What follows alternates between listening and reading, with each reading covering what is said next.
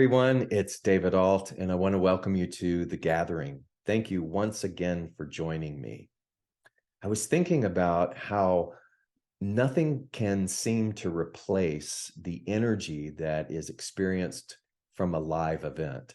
So whether I'm the person in the audience or I'm privileged to have the opportunity to lead or teach something, that the ability to be with people is a gift. And the fact that you are, quote, being with me by giving me your time and attention is very sweet to me. It's very honoring, and I want to thank you for that. Also, as our culture becomes more groomed to the 30-second and the 60-second soundbite, the fact that you will remain with me for 20, 25 minutes is also very honoring and meaningful to me. So I just wanted you to know how appreciative I am that you watch. So thank you. Also, too, if you have some influence in terms of scheduling live events, I'm working on the 2023 calendar, and I want to see you. I want to be in your space and in your energy. And so if that is something that you are a part of, or a group collective or decision making, let me know. And let's talk and let's see if we can make it happen.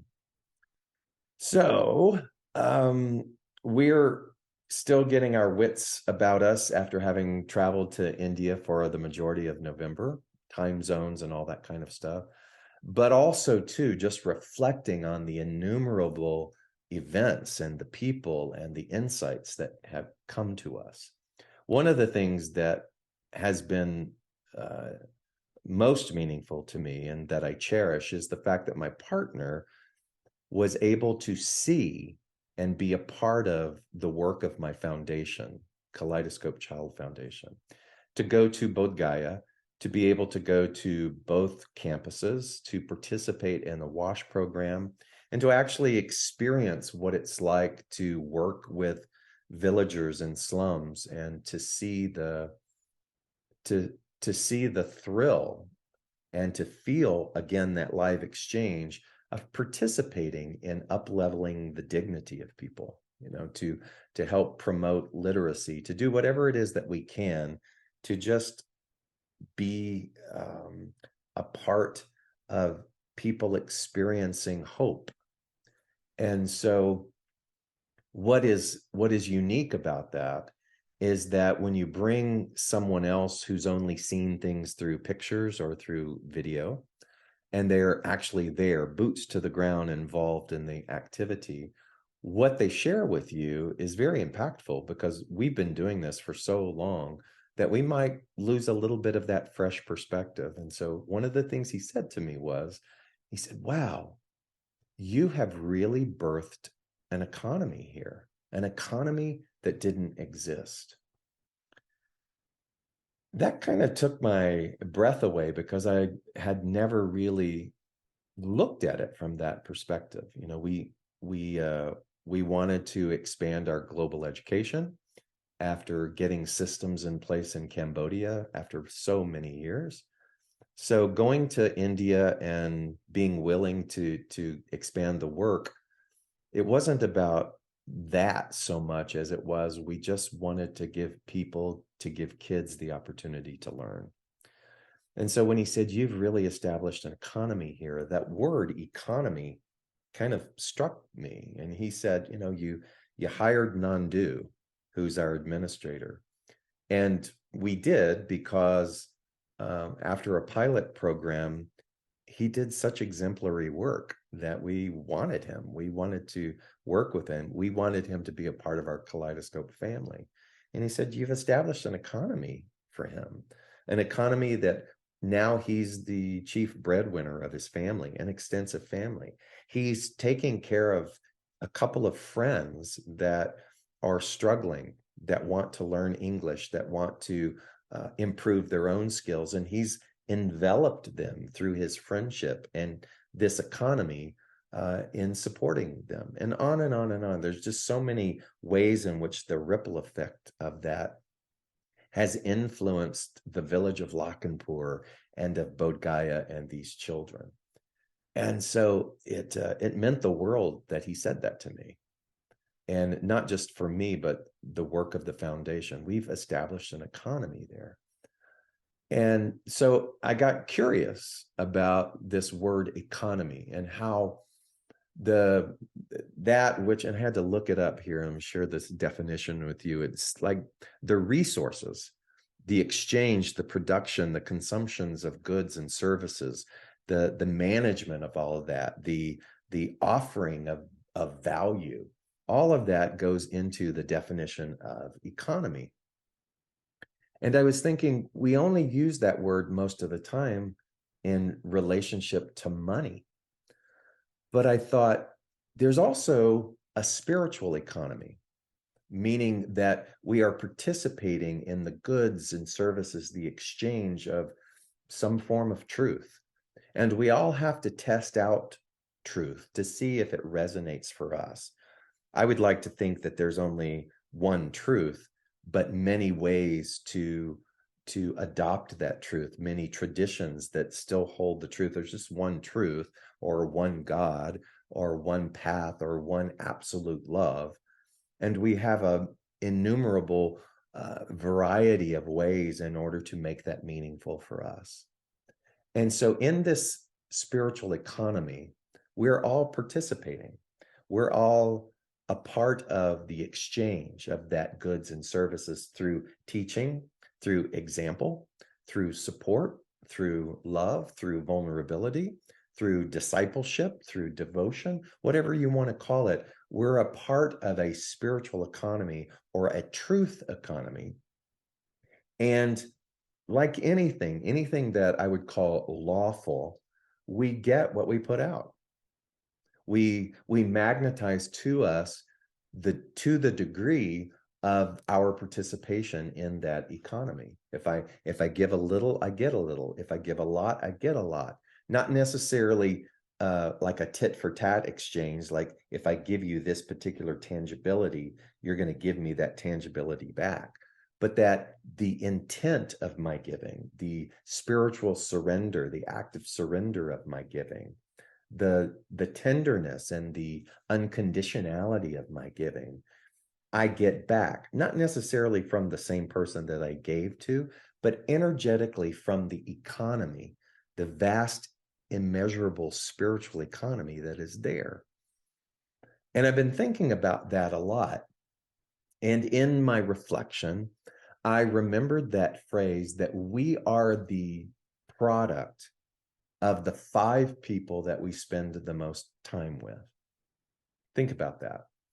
We are the amalgamation. We are the hybrid of opinion, action,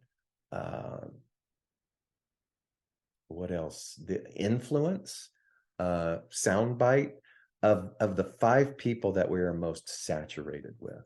And people will challenge me about that statement sometimes because they'll go, well, I have a family. I've got a spouse. I've got kids. I've got people living under the same roof. Or those the 5 people that I'm bound to? And I would say that's not necessarily what I'm talking about. It's like the chosen 5, your friendships, your comrades, the coworker or the person that you kind of align with. When you become mindful of your spiritual economy, you can begin to look at those 5, and that's just a metaphoric number. It doesn't have to be sequestered to just that. You can begin to look that it's pretty much a given that the quality of the spiritual economy of those people is going to match the quality of your spiritual goods and services, offerings, and consumption. It just is. We're sponges to that. And so when my partner said, you've established an economy that didn't exist, we have the same, in fact, we have the same calling to participate and establish a spiritual economy that perhaps didn't exist, an oasis for those who are longing or thirsty for something to feed them, a pathway to truth. not through proselytizing, not through having to be the teacher, but by the energetic example of how we live, right? And so that word economy has really resonated with me. And I happened to watch a dynamic this week unfold twice in two different social settings with the same group of people. And I looked at that from the lens of what my partner said about economy. And I looked at them, and what I saw was an economy of drama. An economy of drama. They thrived on drama, on the he said, she said.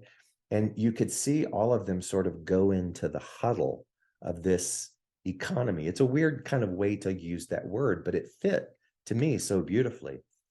That the magnetism of the drama brought this economy in. And as I watched and witnessed that repetition of behavior happen with the same people and different events, I went, wow, it really is of value for us to examine the economy that we are participating in, the energetic economy that we are participating in. If we want the maximum value of whatever truth, however you label truth to be, we must be open and receptive to participating in the economy of that brand of spirituality and ride the wave of that until perhaps a new economy awaits us beyond that particular experience. And so what I mean by that was, I think an old version of me would look and watch this economy of drama and judge it.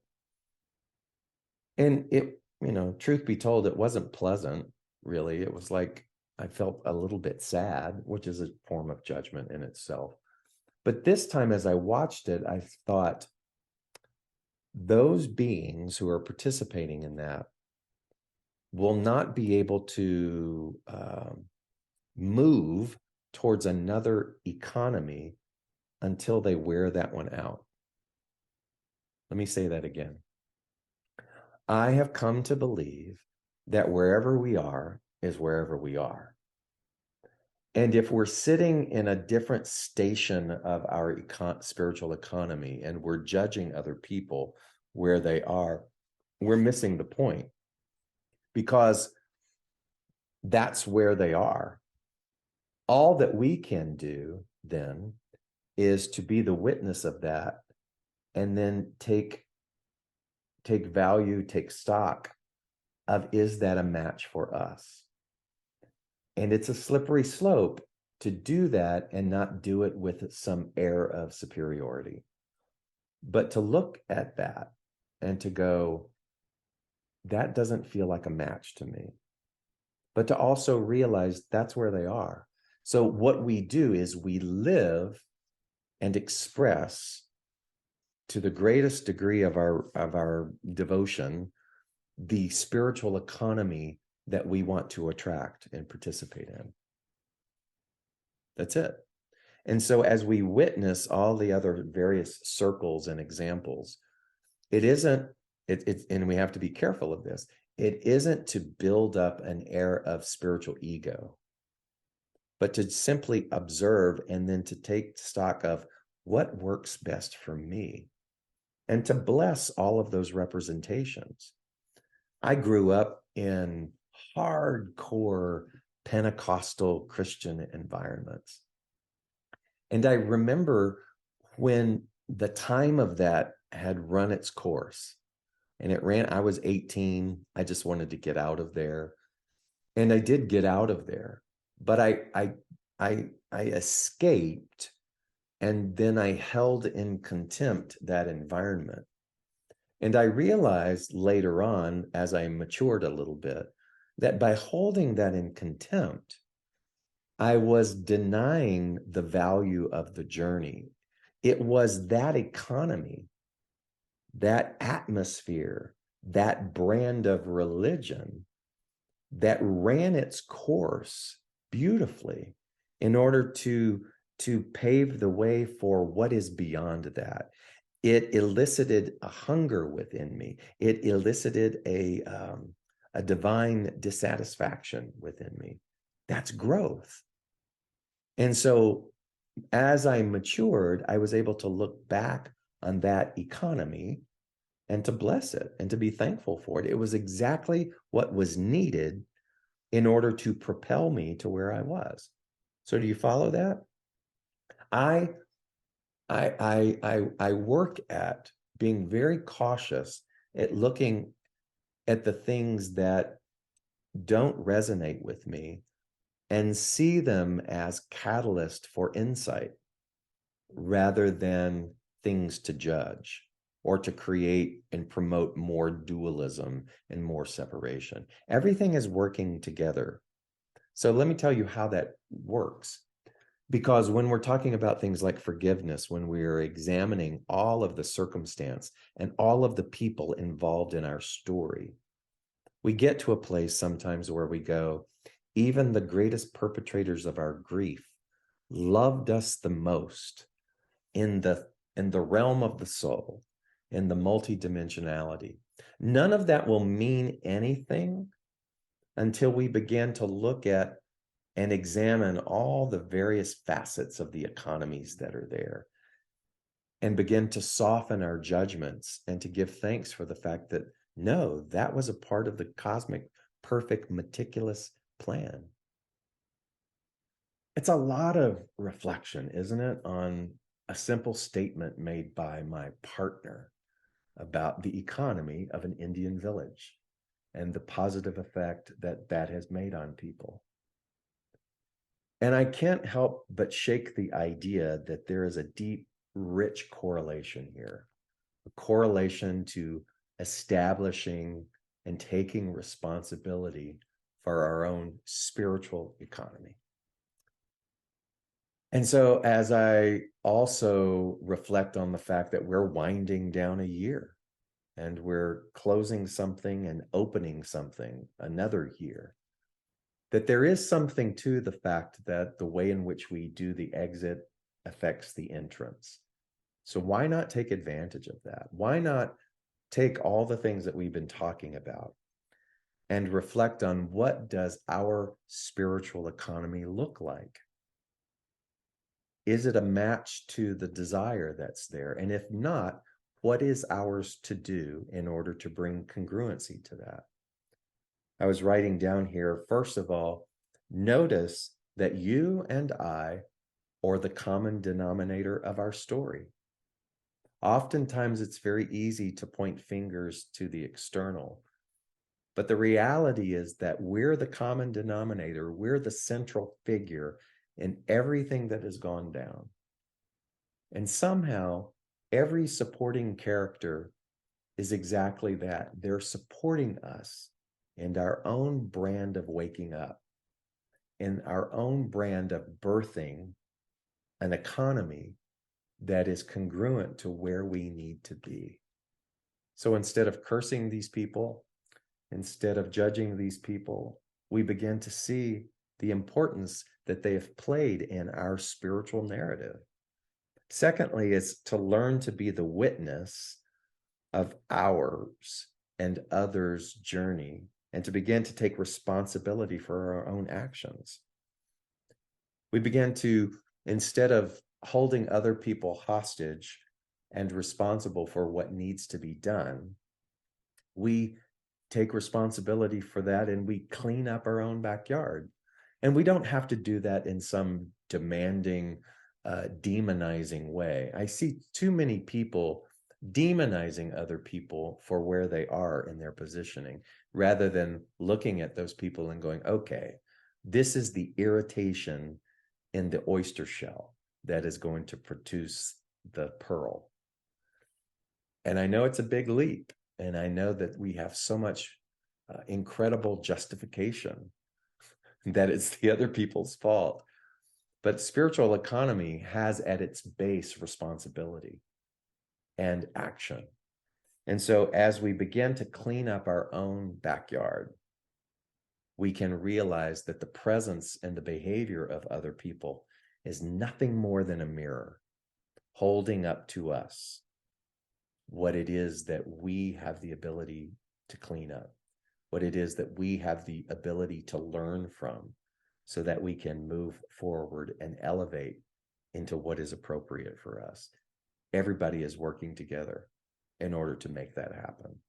And lastly, I know it may be corny by this point, but that phrase, reason, season, or a lifetime, is still very powerful and still very applicable to the journey, to the onward spiraling up of the changing of our spiritual economy. And to notice that we want to apply success to the last position of that, a lifetime. There's great success in uncovering the reason. There's great success in uncovering and appreciating the season. And yeah, there's easily success in the lifetime, but the lifetime really simply means this, that no matter where we are in the trajectory of our travel, of our growth and our evolution, we have always been loved. That's really what the lifetime is. People come into our lives for a season, a reason, or a lifetime. And they come into it a lifetime sometimes to just mirror the fact that even though we can't get love from them, that love is always available.